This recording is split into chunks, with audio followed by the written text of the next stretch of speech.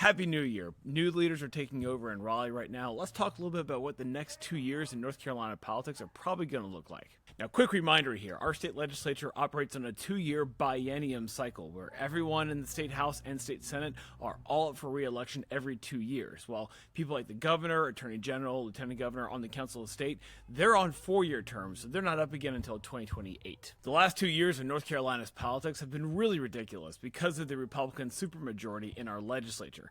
With that supermajority, Republican leaders have basically been able to sideline the governor and pass whatever crazy bills they wanted. In November's elections, Democrats broke the Republican supermajority in our state house by just 1 seat.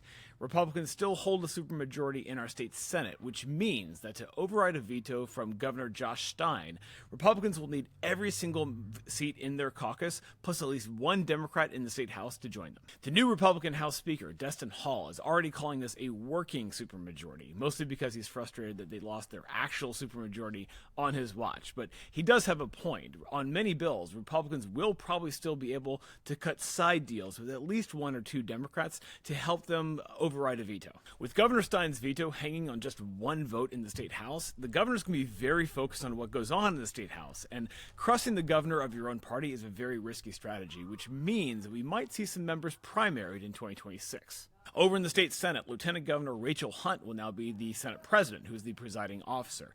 Now, she only gets a vote if there's a tie in the chamber and there's a Republican supermajority in that chamber, so that's very unlikely, but she's going to be very active there anyway. When he was lieutenant governor, Mark Robinson hardly showed up at all. I heard he was commenting on some weird internet forum. Under Governor Cooper, a lot of the Republican leaders of the legislature would pass these super crazy extreme bills that they knew Cooper would just turn around and veto, purely for the political theater of all of it. And we're likely to see more of that with Governor Stein as well, but some of his vetoes might actually stick.